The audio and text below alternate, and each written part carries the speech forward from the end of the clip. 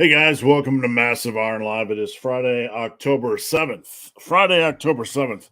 Next week will be my 55th birthday. Can you believe I'll be 55? I can't believe I'll be 55. I feel literally like 30, so I don't know what's going on. Some of the bags coming in under my eyes and stuff like that. And I'll tell you what, sinuses are killing me today. I went out, I don't know why. I went out to my car the other day and it's just covered in like yellow crap. So sinuses are killing me today, but we'll struggle forward. Appreciate you guys joining me. I'm here every Friday at 11 Eastern, and I sincerely appreciate everybody that takes the time to check out Massive Iron Live. A couple of notes. If your questions don't go through, it's not me throttling you. It's not me ignoring you. It is the fact that YouTube, it can suck sometimes. It can really suck with comments. A lot of people constantly telling me things aren't getting through. So if your questions don't go through, you can either try to shorten them, rephrase them, or head over to Instagram at Ben the Barman. Post up your questions. I'll be glad to answer your questions. Let me know where you guys are tuning in from today, and what you got going on this weekend. I'm going to be working all weekend. I'm working on Massive University and expanding the Team Massive content. Did some of that last night while my wife was out and about at a class. So again, if my sinuses suck today, I'm really under attack. So look, Halloween's coming up, and we've been trying to watch a scary movie at least most nights, at least half a scary movie. We've been watching some of the classics, and I'm curious what you guys watch, this time of year. Are there any movies you're watching? We started watching Amityville Horror, the original one from the 70s, last night. We watched Motel Hell, which was an old kind of campy one from the 80s. What else did we watch? The original Friday the 13th. We hadn't seen that in a long time, and it held up pretty well. And we watched The Haunting from 1963, 1964. That was pretty lame. It was a little bit boring. So, all right, guys, I'm going to dive in just a couple things. If you're new here, don't be shy. Post up a question. You guys post up all the questions you want. That's why I'm here. I look forward to Friday Live. And the more questions, the better. Don't feel like you're bothering me. So before we get started, a little bit of news about, where is he? There's Buddy Boy over there. That's my dog. He went to the vet this morning and had a shot, and he's not doing so well. He's a little bit tired. So we'll see if he wakes up at all this morning. We got Team Massive, which is going to be expanding in the new year. And I'm adding tons of articles, tons of content. There's going to be group coaching. We're going to have podcasts. We're going to have all kinds of things over there. And I've been working my ass off literally to get everything set up so I can fulfill that content and not just talk about it. Right now, there's probably at least 200 articles, maybe, and on the Team Massive content site. And tons of workout ideas. So if you guys have any questions about that, post it up. Oh, sinuses are killing me today. I'm not sure what's going on. All right, let's dive in. Stein, happy Friday. Happy Friday, Stein. You're first today, and I appreciate you joining in. Paul from Team Massive, how's it going, Paul? Hope you're going to have a good weekend, staying out of trouble. Mickey, a client of mine. Hey, Mickey, how's it going? And Team Massive, happy Friday, y'all. Happy Friday as well. Any general tips on dealing with injuries, minor pains, and discomfort? Well, the first thing I'll say is that minor strains, pains, dings, injuries, tweaks, twerks, snirks, nipples, twirtles, all that kind of stuff, snurtles, girdles, it's all part of the process, right? You're strengthening, so you're going to be wearing things down and building them back. You're going to be strengthening some things. So the first thing is, don't panic when you pick up niggles and strains and pains. And don't fear the word niggle. It's a word the runners use a lot for injuries, and I think it threw off some of the lifters. Niggle for those of you keeping score at home. But number one, don't panic. They're part of the process. It's super easy to get frustrated with an injury and feel like, oh no, here we go. But injury management's a big part of what we do. That's why programming is so important. And that's why, being smart about your efforts and about your programming is important. The best thing to do is just to be cautious. Never assume an injury's healed completely. Always feel it out during the warm-ups. And if anything feels uncomfortable or off, just shut it down. You got to live to fight another day. In the long run, the thing that's most important is being able to stay healthy or being able to train week in and week out. And on those weeks where you can't progress, where you can't attack plus ones, you still want to hold the ship steady anyway, anyhow. Go and do a couple warm-up sets or whatever. Do the exercises you can. And at some point, look, there's a spectrum of, how do you say it? When it comes to pain sensitivity and how people handle pain, there's a spectrum. Some people handle it okay.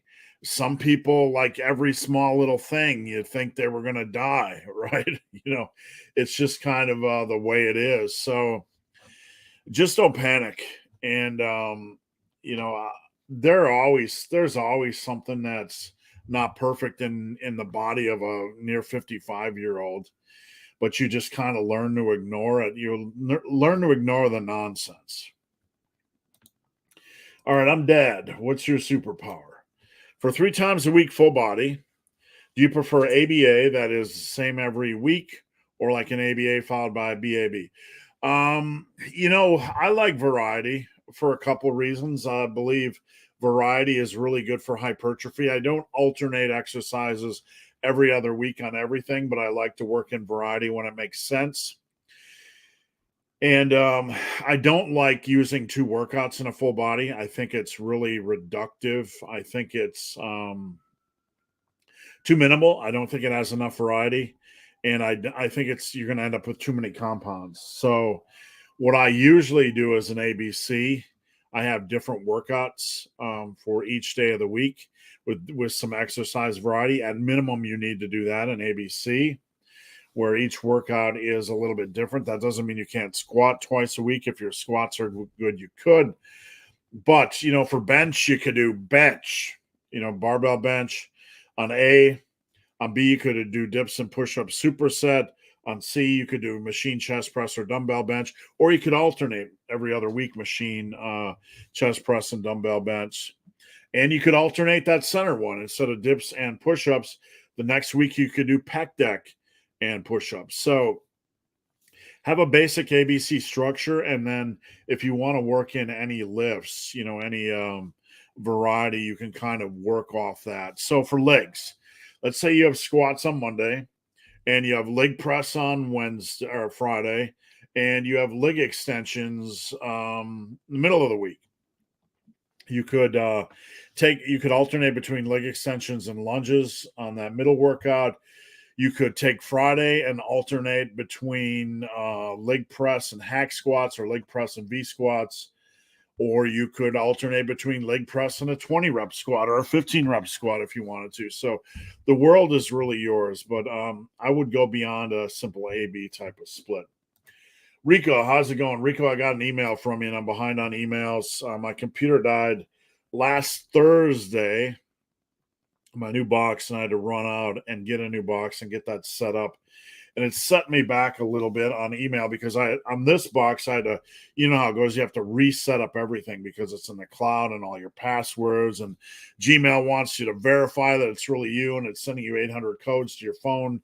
So I'm a little bit behind on the old emails. Paladin, how's it going? I haven't seen you in a while. Were you here last week? I thought you popped in last week. I might be wrong. Is rear delt isolation necessary? Not really. If currently doing 6 to 7 sets of pull downs, and you have a lot of back work, so not generally. Front delt work is definitely not needed. especially with all the pressing that we do. Rear delt, a lot of times I'll work in 3 sets a week just for good luck, because there's such a focus on the front of the body that we tend to ignore the back. So I really like to hit the back and rear delts with a lot of horizontal rowing. But you could do a couple sets of rear delt swings, a couple sets of bent over flies, reverse pec deck if you want. But no, I haven't done a lot of rear delt direct work over the course of my lifting career, and my rear delts are pretty beefy. So I would say no, as long as you get your rows up there. All right, let me get a drink here. My nose is completely plugged up. You hear about this new trend with young dudes doing back daily. Always something, isn't it? Always something. I get it's a lot of muscle, but so is the human body. It's always something, isn't it?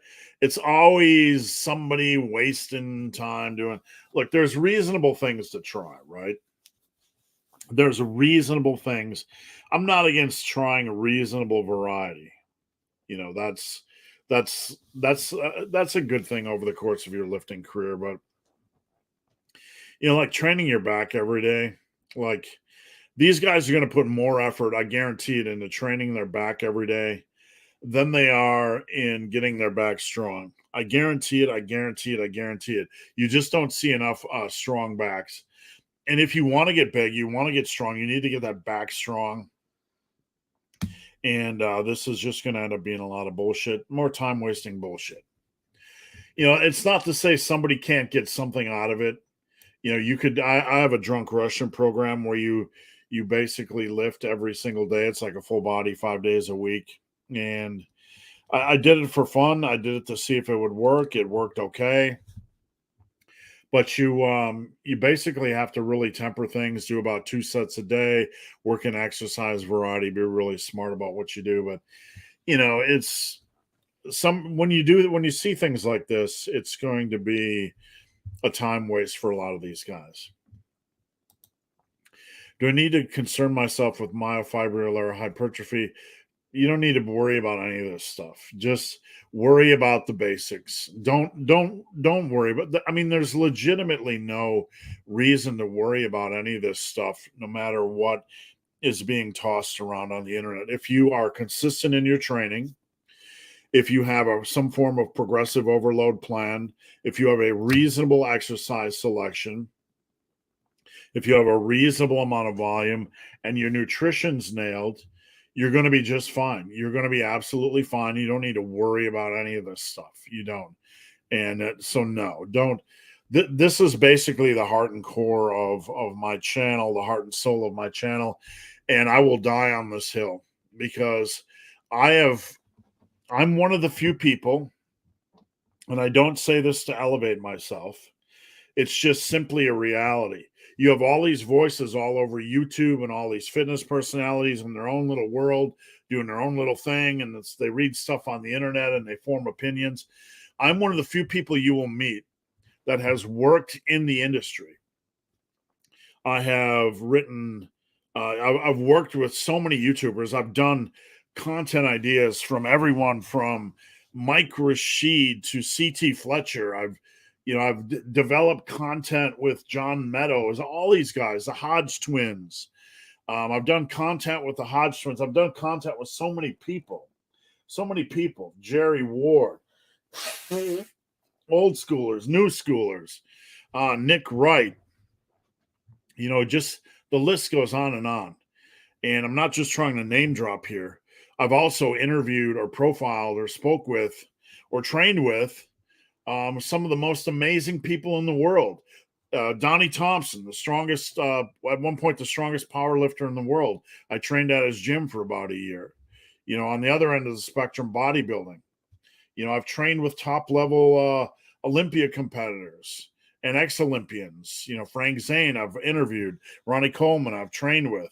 Jay Cutler's been in my office. It just goes on and on. So, again, I'm not trying to elevate myself here. But what I'm trying to explain is that my opinions are formed by looking at this broad perspective, looking down at this pool of evidence, all these body transformation stories. And I've been involved as an editor with over 1,000 of them during my career. I've written over 1,000 articles. There's at least 200 I've put up already on Team Massive. All the bodybuilders I've worked with, all the power lifters I've worked with, like Eric Lillibridge and Pete Rubish. These guys were on the platform the same time I was, right? Eric Lillibridge called my third deadlift once. Whether he recalls it or not, he did. But the thing is, I'm looking down at this vast pool of information as an outsider, and I'm being neutral, right? I'm saying what really matters for all these guys and what doesn't matter.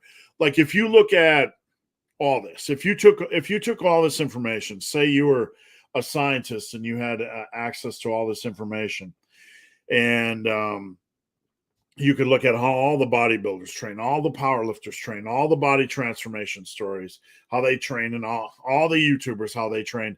And like you're looking at all these different variables, right? Just it looks confusing, right? It looks like a lot of chaos, all these different variables, right? It looks like a lot of chaos. But then you start to ask yourself, what are the commonalities that drive progress for each one of these? What are the commonalities? And they're just exactly what I said. They're the pillars of success. They're something I talk about in my book, Massive Iron. They're one thing I beat to death on this channel. And I beat it to death because I know for a fact, having been around all these people, that while they all train differently, they all have these same common pieces in place. So, no, you don't need to worry about it. How's that for a long ramble? Nicholas, who you got for the World Series? Toronto Yankees, Braves, Dodgers. Oh, man, I was thinking about I'm so excited because I got my TV right over here, and I'm going to be working all day because I got a lot of client work to do, but I'm going to have all 4 games on. And I'm thinking in the NL, you got the Mets, which are a strong team, the Braves a strong team, the Dodgers a strong team, and the Cardinals are no one to leave out. They can be a very quality team. And then you always have like the Padres are kind of underperforming. They have some really good talent, so they could just wallop somebody right out of the blue, pull out 1 or 2 games in the series where they just lay waste offensively. And then you got kind of the Phillies. The Phillies are one of the few teams I haven't watched a lot this year, but it wouldn't surprise me if they would beat St. Louis. In the AL, you got the Yanks, you got the Stros. Cleveland, I'm kind of excited about. They're closer to me, and I'd like to see Cleveland and Toronto upset things a little bit. So we'll see. I don't really know. It's just going to be a fun playoffs this year. I think it's just going to be an entertaining. So many interesting teams and stories and storylines. I'm just really looking forward to seeing how it plays out. But I really don't want to see the Dodgers and Astros. All right, Sebastian. I know you don't like hypotheticals, but could you theoretically grow from squatting 100 to 80 kilograms till you reach? You could theoretically do anything. I mean, my daughter squats 135 for 100. Legit, ass to grass. And she didn't do that to, try to prove to anybody that you could build leg size with 100 rep squats. She just did it because she enjoys pain, right? She just enjoys the process. So let me check. I don't even think the 1 rep max calculators go up to that high. Some of them might be based on theoretical math. So Alexa, how many pounds is 80 kilograms? 80 kilograms is about 176 pounds. So you take about 176 pounds, and let's see if the 1 rep max calculator, the 1 rep max calculator, and this is probably skewed, but it does kind of show you how crazy it is. 176 for 100 reps. It's telling me it's 762 pounds. Even if that's wildly inaccurate and it's only 500 or 550, you're going to be freaking strong. So, yeah, you can add reps. but the pain of adding reps and the torture and the limitations. The issue with this type of training is that minor body parts, hamstrings, your quads might be stronger than your hams. Your lower back's definitely weaker than your quads. Something's going to give out first. Like I know this for a fact because on high rep heavy dumbbell rows, no matter how much you take the biceps out of it, you have to really be careful because the biceps can take a beating. So this is why I don't like theoreticals, because there's a lot of missing pieces and parts. You could get your squats up to 100 reps, but you have to understand there's going to be minor body parts that are going to take a beating and you're going to risk injury. And you also have to deal with the cardiovascular, conditioning aspect of trying to keep weight on your back, for that extended period of time. We got a little bug flying around. So hypotheticals like this fall apart when you analyze them from a rational standpoint. I'm a dad. What's your superpower? How concerned do we need to be with overuse injuries? Overuse injuries are far more likely than overtraining. That doesn't mean we need to be super paranoid about them, but they're far more likely than overtraining. Is it a bunch of BS? No. This is something I've talked about regularly on this channel. Not a lot because I don't do a lot of injury videos, but overuse injuries are real. You can see them in just repetitive motion sports, where you're doing a lot of running or doing a lot of jumping.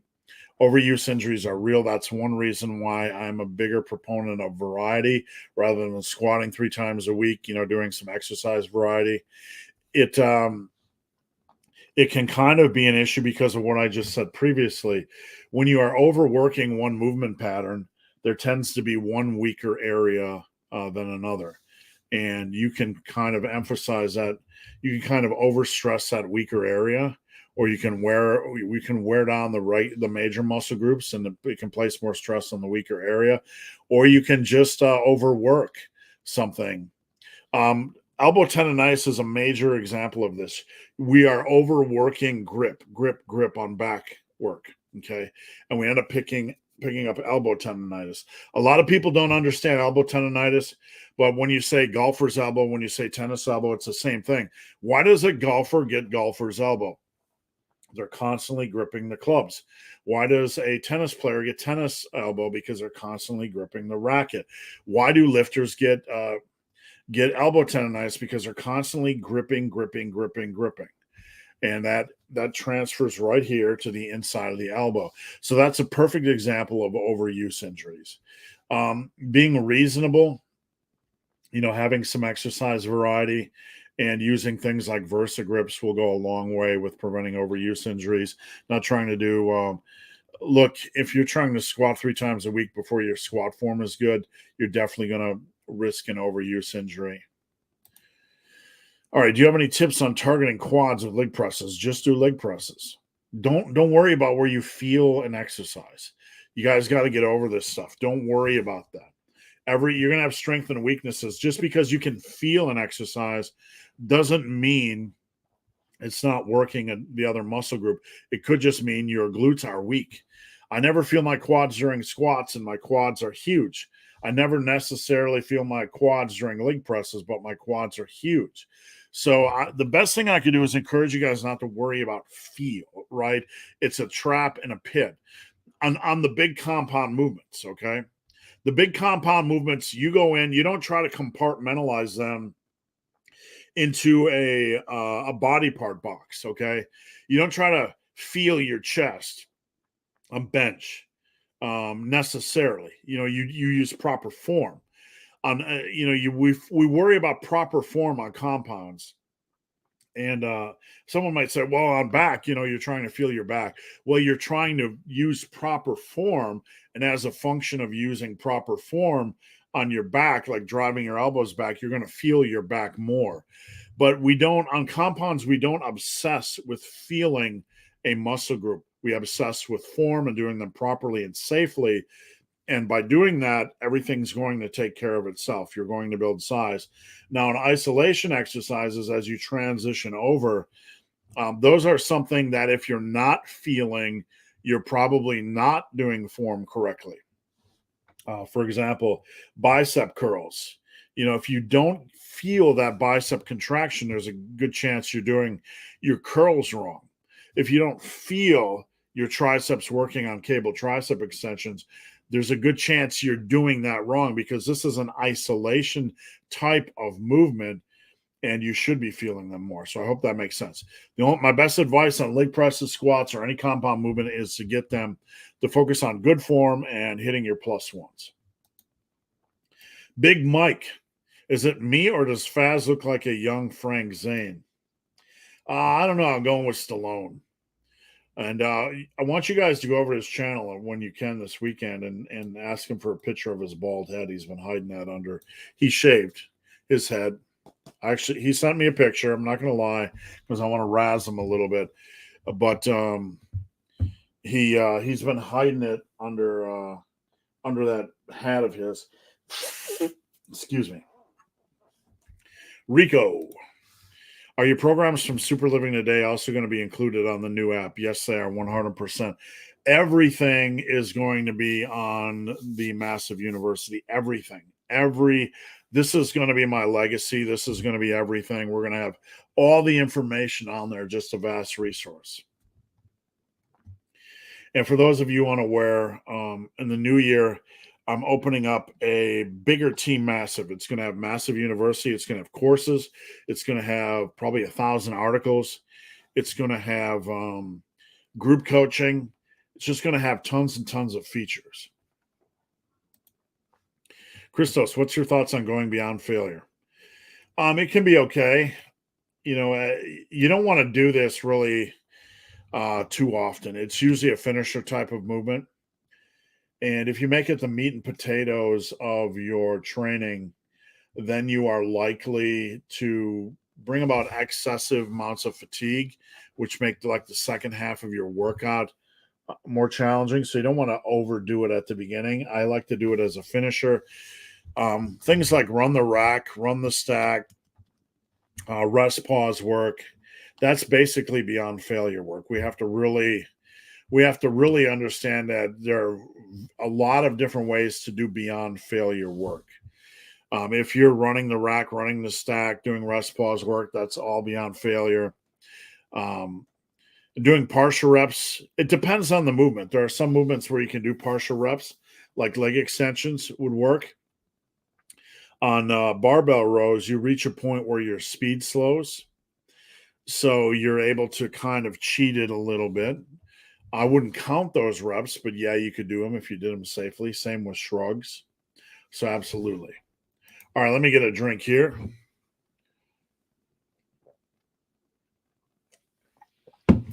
All right.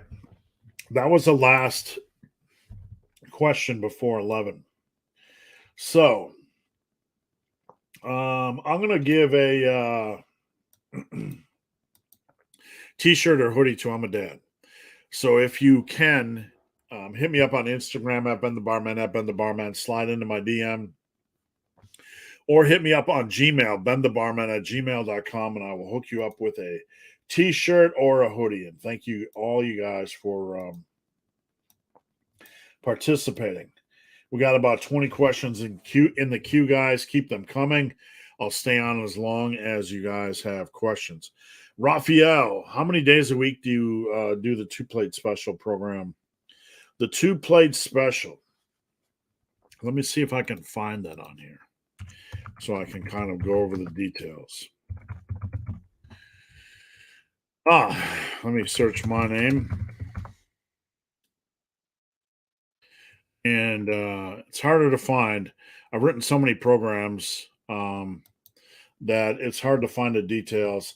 Raphael, DM me, because I got to look at the program. I know which program you're talking about, but without having it in front of me, I want to make sure that I'm looking at the program. So if you wouldn't mind DMing me. D&D, how's it going, D&D? Happy Friday. 3 days grace. I heard people feel young after taking TRT shots. Not really. I have clients that take TRT. I've worked around people that take TRT. The biggest thing I've heard is that people tend to wake up. The older you get, the more you tend to wake up in the morning feeling like a zombie, right? So, from what I've heard, people just tend to generally feel less of that, but I don't think they definitely feel young. Kevin, tuning in from Wisconsin. What's going on, Kevin? Our Brewers didn't make it, but at least you got the Packers. It's getting a little bit chilly here, but nowhere near Wisconsin. Giuseppe, great content. Thank you for watching. I appreciate that. Looking forward to Comic-Con event in New York this weekend.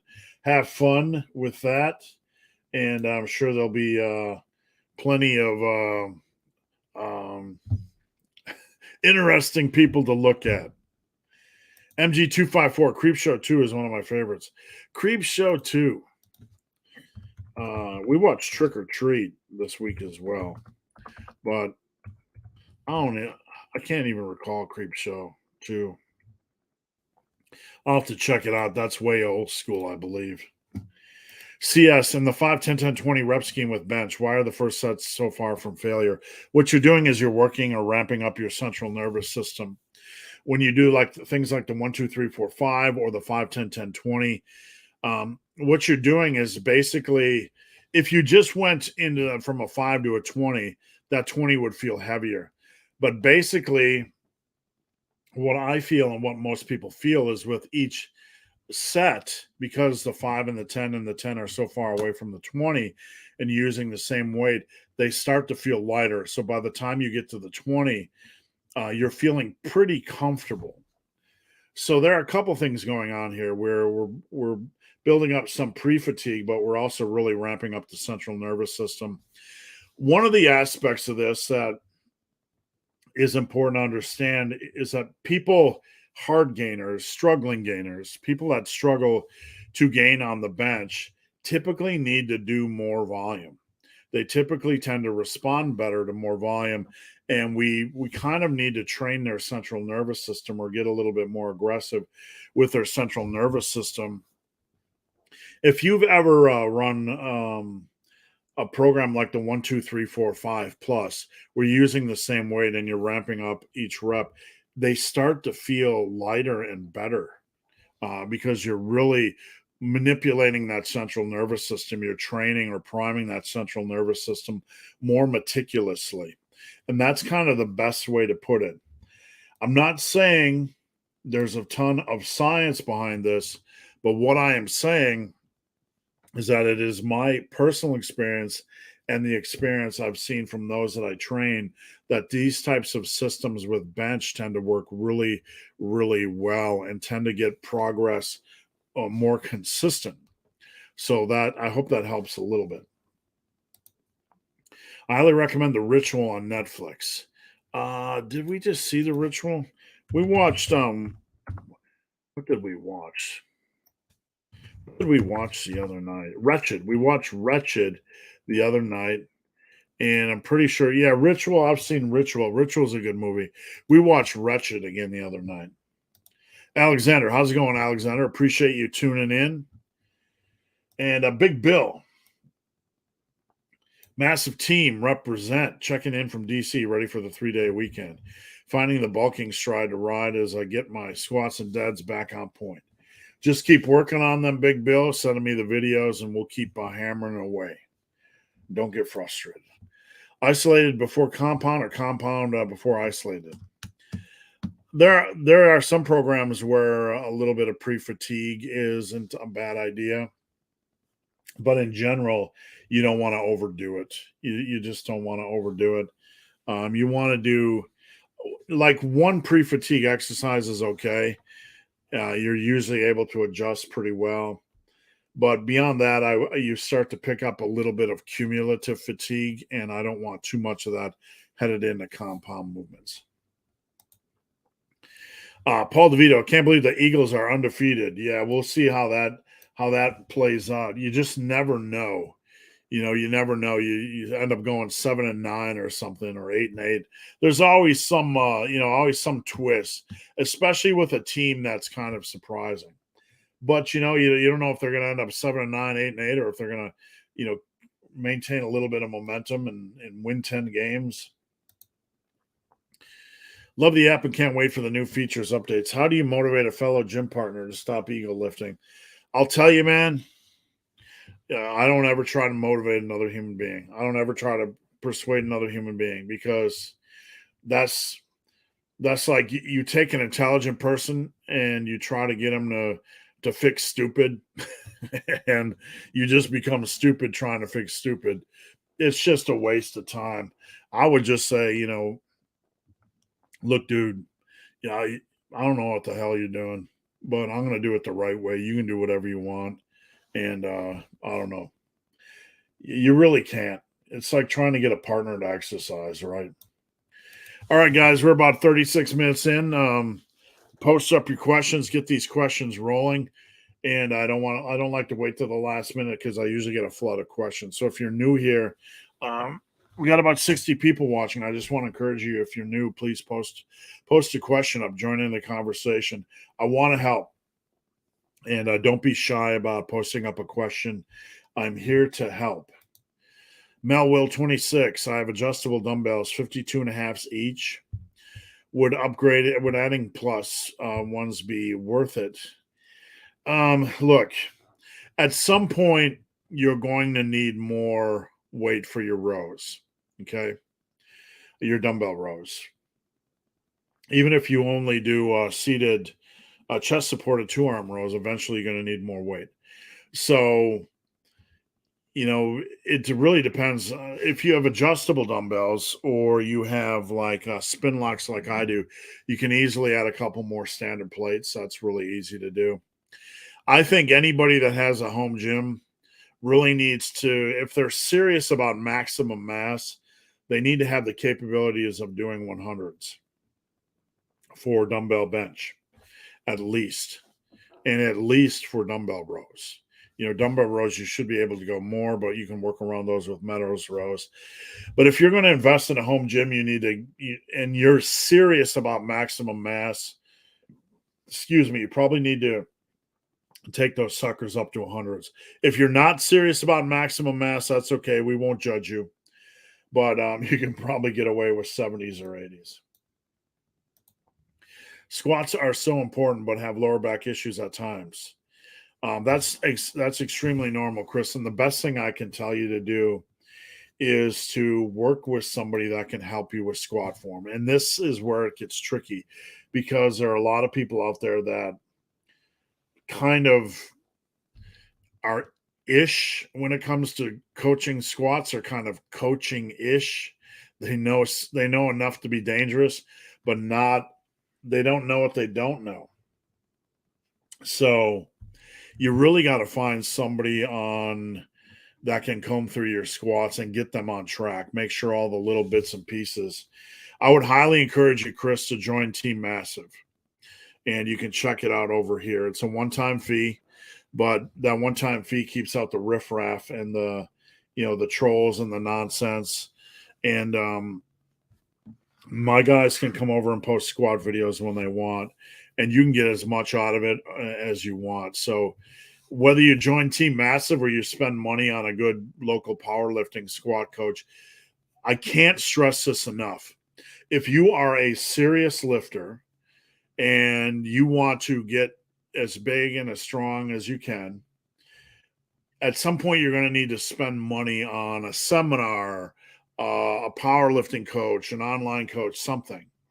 You're going to have to spend a little bit of money on your hobby.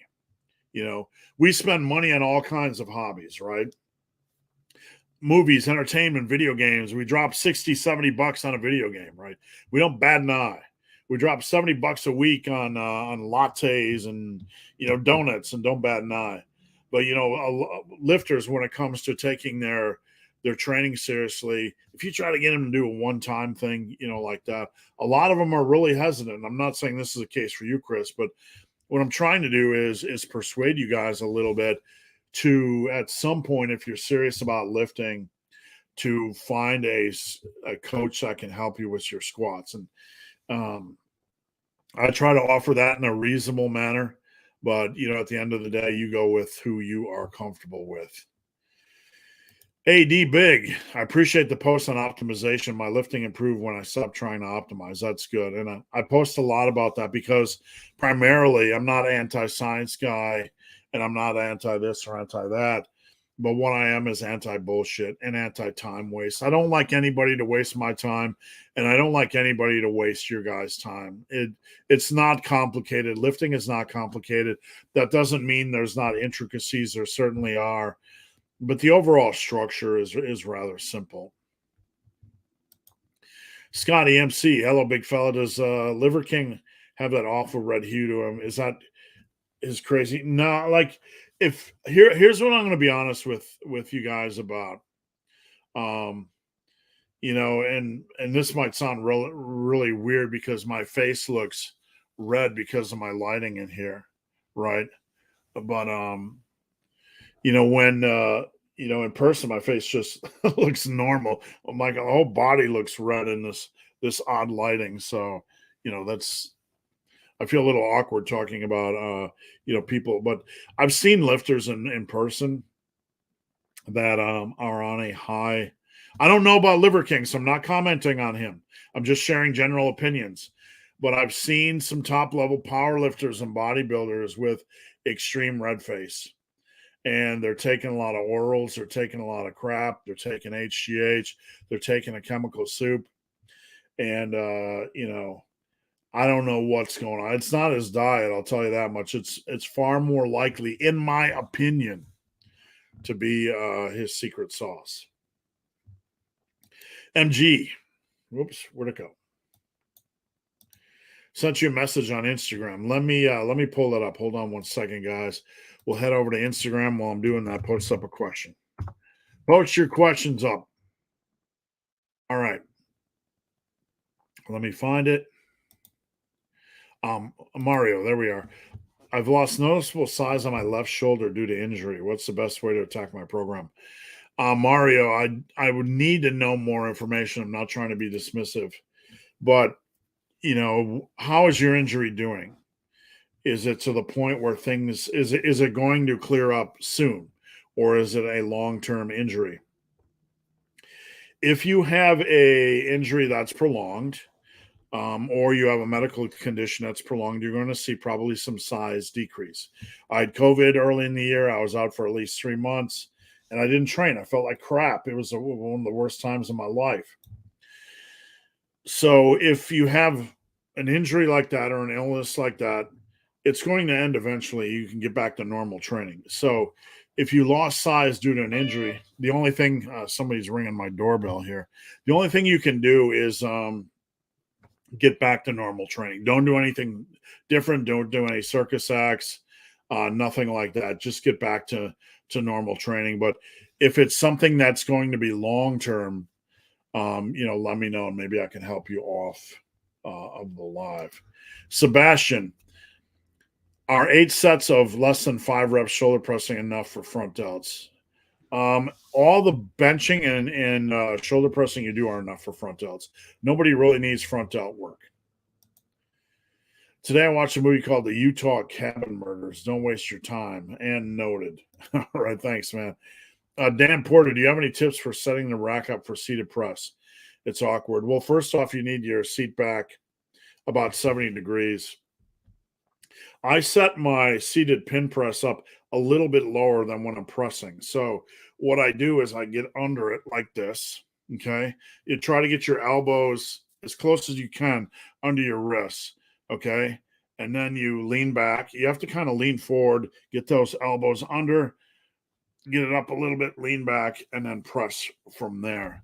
So it's if you can, Dan, just get a video and send it to me. I don't know if that really helps a lot or not. And I apologize if my internet is crap. Something's going on with the internet. It's a little bit down today. We have a festival going on right outside of the building, and odds are they're sucking all the internet dry out of everywhere. AD Big, those spin locks are a huge value. They are. I like to keep two sets of spin locks because I don't like to constantly change between a 20 to 25 pound side lateral and a 50 to 60 to 70 to 80 pound, whatever lift. So for the price of spin locks, having a couple of them, a couple of sets is a really good value. Prefer Cap brand, by the way, for the ergonomic grip they have. Not tried that personally. I do have some Cap plates, some Olympic plates. So Mel will appreciate your answer. Thank you. Watched your dumbbell video yesterday, and I've neglected the dumbbell work. If you're serious about hypertrophy, you guys definitely need to have that dumbbell work in there. Don't just be a barbell guy. Have your barbells and your dumbbells, and then fill in the cracks with machines and isolation exercises that have a reasonable progression window. Excited for Massive Fitness. Yes, I am as well. And we're going to be diving more into Massive Fitness as the year gets closer and closer to the end. Right now, while Massive Fitness is in production, I am working on getting Massive University up. It's really going to be a big year for me. And as I transition into my mid-50s, I'm really trying to get some new and exciting things going for everybody, and not just be a YouTube channel. I was never the biggest YouTube channel. I'll never be a big YouTube channel. And I appreciate everybody that supports my channel. Making a YouTube video every day is a little bit weird because you have to get in front of a camera. I've never been a guy that does over edits or jump cuts or anything like that. I just get in front of the camera and speak what I know to be true. And I'm not going to baffle you guys with 8,000 edits. I don't have time for that shit. I'm busy coaching people, right? I'm not saying other channels are bad for doing edits and that sort of stuff, but I'll never be like that. I'll never be I'll never be something made for mass production, and I'm okay with that. A couple of people I know in the gym have hopped on the sauce, and their results have become jaw-dropping. I'm somehow a bit disappointed in myself, even though I know they're juicing. You can't worry about that. You can't. What's going to happen with a lot of these guys is they're going to misuse, or they're going to abuse, or it'll be a gateway to recreational drugs. And this is an anti-drug spiel, but they're going to stop training. They're going to come off training. In lifting, it's really the consistent that win the game, the consistent and smart. And you get these guys that in the short term doing it, maybe they'll be long-term lifters. But you know what? That's going to happen anywhere. You're going to have to train just as hard if you're on the magic sauce as if you're not, if you want good quality, consistent results. And a lot of these guys will eventually fall away. I know, because most lifters just eventually fall away. Guys that stay with it for 10 years are rare.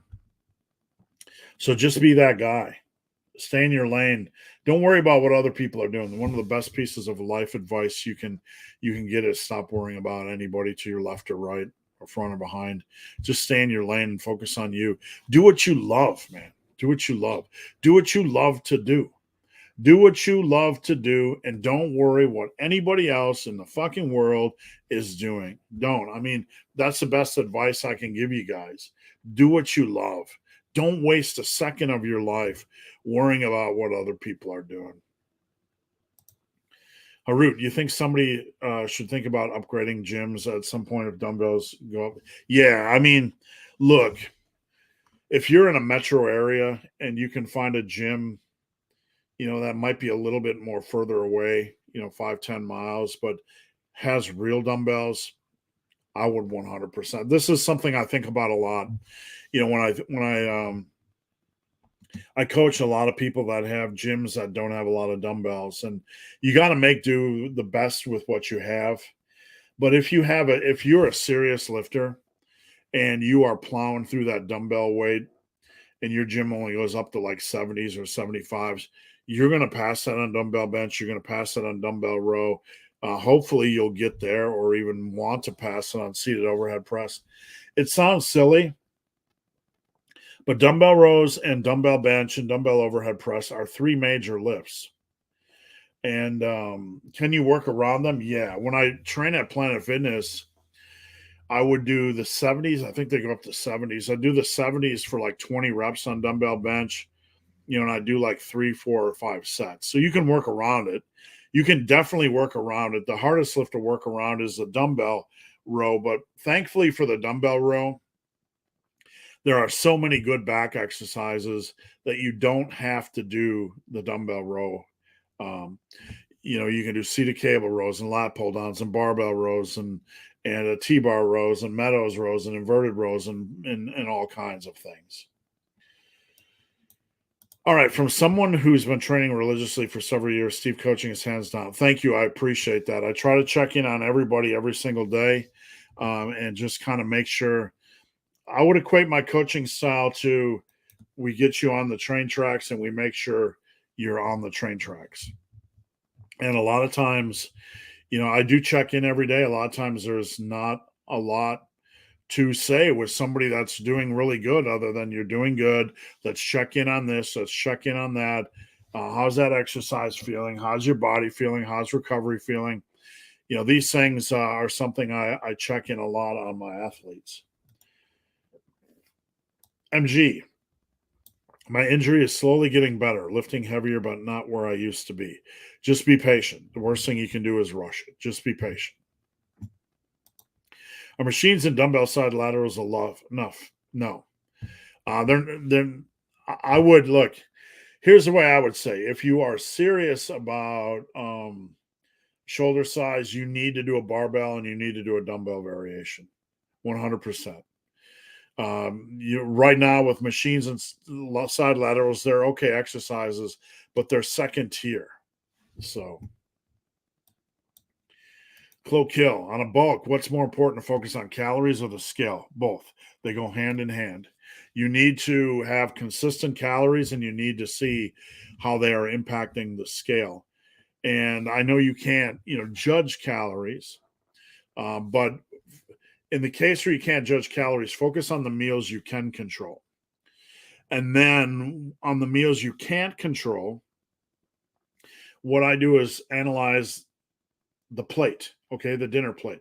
Fill up the plate with the protein and the carbs and the veg, 1/3, 1/4. Don't stack it like this high, right? But eat a plate and then kind of judge over time. If you're hungry, eat another half a plate, right? So you kind of figure out over time, okay, dinner, I need to eat about a plate and a half or 2 plates or 1 plate. And you can kind of judge where your satiety is, where you feel full. So focus on the other meals and nailing those. And when it comes to dinner, kind of focus on that portion. What am I eating portion wise? And then monitor the scale. And honestly, if the scale's not moving, you need to add some more calories in during the day, or maybe you need to up your portion size at night. But where there's a will, there's a way, and you can definitely get it done. Paul X, Cat Brand comment was asking where to buy. Oh, 45. I got you. Should I drop out of university to join Massive University instead? Yeah, I think so. I literally trained myself out of college. You could call me an idiot, but we all make mistakes. But I was so obsessed with the lifting that I literally trained myself out of college, and look where it got me. I have a career doing what I love. So I don't know, man. I'll tell you what, though. If I was growing up in this era, where you guys can start a whole business on what you love, and university can be great. I do a lot of research and studying to back my education. I've had over 1,000 articles and I've edited probably close to 5,000. And in the process, I'm looking at scientific studies, I'm researching facts, and I'm continuing my education. So I'm definitely not anti-education. But man, if I started my life where you guys have yours and you can start a business doing what you love. Cold Kill, hear me out first. Is it okay if I stop tracking my pull-ups and just go close to failure? No, track everything, man. If you're serious about lifting, track everything. Make sure you're progressing. There's no downside to it other than you got to count to 8, right? So don't do that. Rusty sent a message on the OIG. Let me pull it up. You guys hold steady, and while I'm doing that, I want you, each of you, to post a question or go to the corner of shame. Where are you at? Let's see. That somebody replied to the story. Sorry, my DM box. I got one from Theo. If a lifter increases his bench from 400 to 500, will he see a lifter that increases his bench from 400 to 500? It's pretty much 99.9% of their max natural muscle potential. These people don't exist. And, at that point, if you're like, you have a bench press above 99.999% of people that ever walk the face of the earth, most of your strength increase is going to be technique, tendon strength. It's going to be programming driven. So, basically, there is a hypothetical. If someone's moving their bench from 400 to 500, will they see a lot of mass? No, because they're already going to have a lot of mass. I never add a rep or weight on pull-ups. Plateaus are next level. Try my block training style. I have a video recently, and I believe it's within the last 2 to 3 weeks. Let's see if I can get there without YouTube spamming the old, blasting the old. Hold on a minute. Let me see how far back it is. Hold on. So I have a pull-ups video. It is pull-up hacks from 2 weeks ago. 5 pull-up hacks I strongly recommend. And I talk about block training, so I would really check that out. Kevin, I was working out at home. Finally switched back to a gym, and I'm lifting so much heavier now. The motivation is a big part of what we do. And, even there's something called the training effect, where you train variables or change variables, even though it might be the same lifts. You're changing variables, you're changing programs, you're changing gyms. It can really spike an improvement in progress. How's the old dog doing? He looks sound asleep. To a root, if I remember, you're from Montreal too. I have a watch. I have to watch Pet Sematary and The Shining. The Shining is definitely a classic. It stands the test of time. It's one of the few movies that the book is great. The movie is great. They're different things, but they're still both great. And Pet Sematary, I think we got to watch that because it's been a long time since I've seen that. Big Paul, after my cut, I need to downsize my massive gear to small. And Theo, I got your message. That was the one I just read. And Rusty said he sent a message.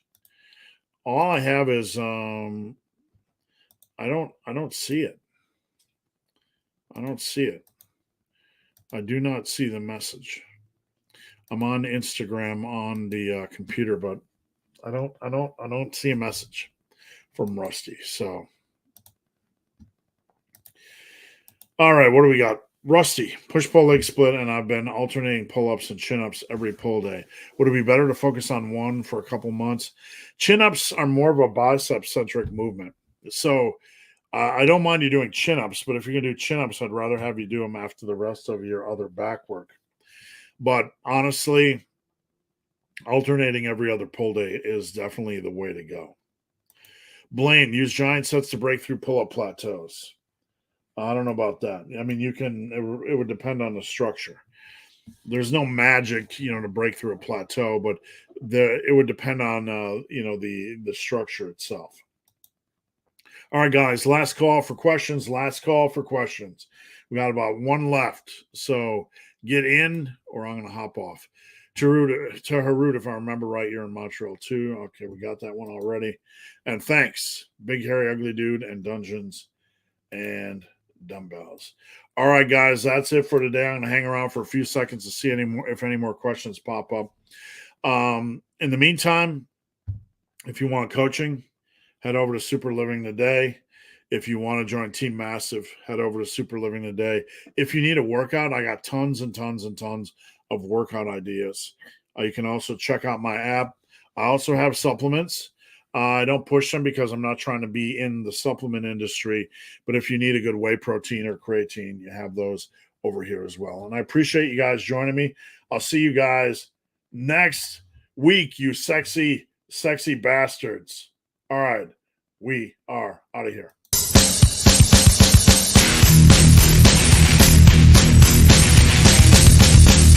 It's not almost over.